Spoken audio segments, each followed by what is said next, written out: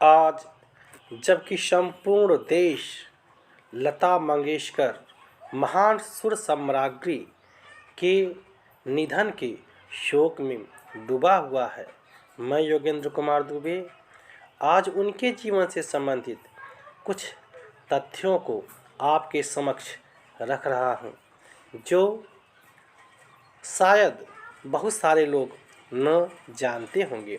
आइए हम आज लता के बारे में कुछ विविध चीज़ों को स्पष्ट करें, देखें, जानें। लता मंगेशकर, जिनका जन्म 28 सितंबर 1929 को हुआ था, भारत की सबसे लोकप्रिय और आदरणीय गायिका थी, जिनका 6 दशकों का कार्यकाल उपलब्धियों से भरा पड़ा है।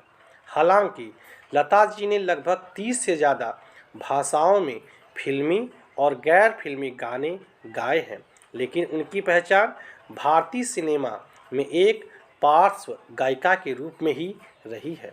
अपनी बहन आशा भोसले के साथ लता जी का फिल्मी गायन में सबसे बड़ा योगदान रहा है। लता की जादुई आवाज़ के भारतीय उपमहाद्वीप के साथ साथ पूरी दुनिया में दीवाने हैं। टाइम पत्रिका में उन्होंने भारतीय पार्श्व गायन की अपरिहार्य और एक छत्र साम्राज्ञी स्वीकार किया है।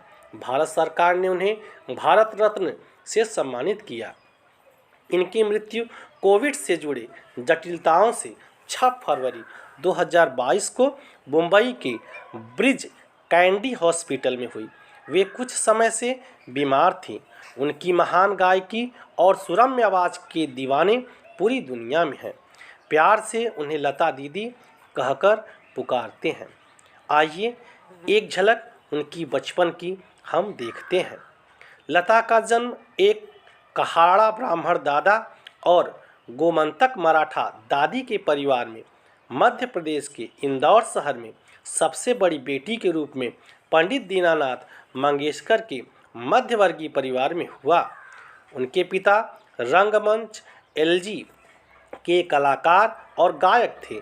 इनके परिवार से भाई हृदयानाथ मंगेशकर और बहनें उषा मंगेशकर, मीना मंगेशकर और आशा भोसले सभी ने संगीत को ही अपना आजीविका के लिए चुना।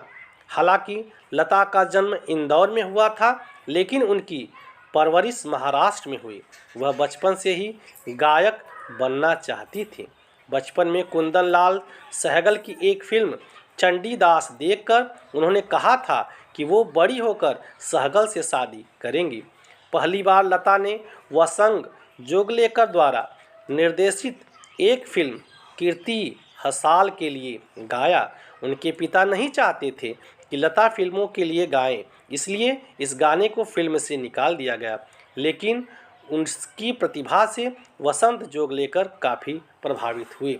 अब मैं आपको एक ऐसा तथ्य बताने जा रहा हूं जो उनके ज़िंदगी से अधिक जुड़ा हुआ नहीं है। शायद हम में से बहुत कम ही लोग जानते हैं कि लता मंगेशकर गायक के साथ साथ अभिनय भी किया करती थी।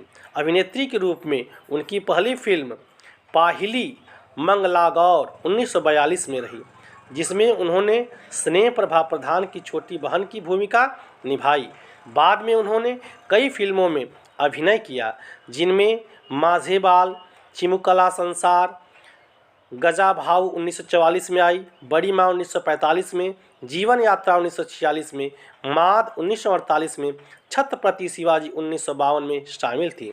बड़ी माँ में लता ने नूरजहां के साथ अभिनय किया और उसके छोटी बहन की भूमिका निभाई। आशा भोसले ने उन्होंने खुद की भूमिका के लिए गाने भी गाए और आशा के लिए पार्श्व गायन किया। 1942 में लता जी के पिता का देहांत हो गया। इस समय इनकी आयु मात्र 13 वर्ष थी। भाई बहनों में बड़ी होने के कारण परिवार की जिम्मेदारियों का बोझ भी उनके कंधों पर आ गया था। दूसरी ओर उन्हें अपने करियर की तलाश भी थी। जिस समय लता जी ने 1948 में पार्श्व गायिका में कदम रखा, तब इस क्षेत्र में नूरजहां, अमीरबाई, कर्नाटकी शमशाद का पहला गाना एक मराठी फिल्म कीर्ति हलाल के लिए था, मगर वो रिलीज़ नहीं हो पाया।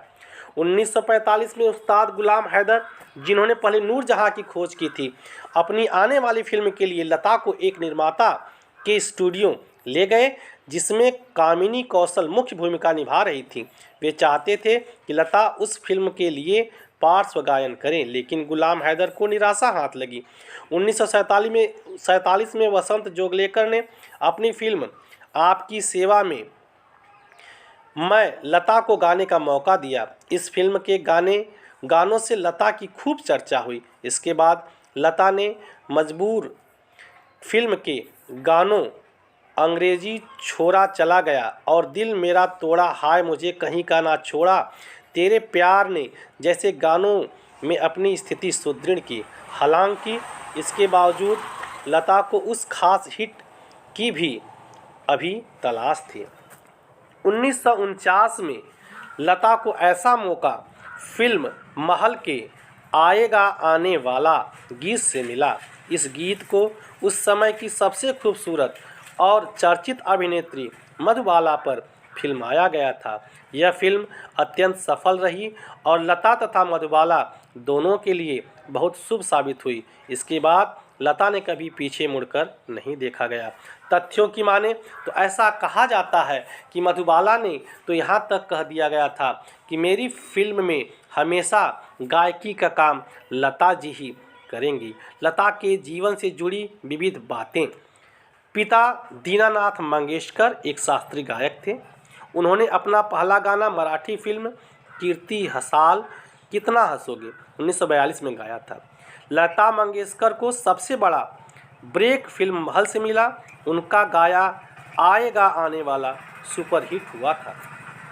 लता मंगेशकर अब तक 20 से अधिक भाषाओं में 30,000 से अधिक गाने गा चुकी हैं। लता मंगेशकर ने 1980 के बाद से फिल्मों में गाना कम कर दिया और स्टेज शो पर अधिक ध्यान देने लगी। आप में से बहुत कम ही जानते होंगे कि लता ही एकमात्र ऐसी जीवित व्यक्ति थी जिनके नाम से पुरस्कार दिए जाते हैं। लता मंगेशकर ने आनंद धन बैनर तले फिल्मों का निर्माण भी किया और संगीत भी दिया। एक और ख़ास बात, लता हमेशा अपने रिकॉर्डिंग पर चप्पल उतार करके ही अपने गानों का रिकॉर्ड करती थी। अब आइए उनके पुरस्कार के बारे में देख लें।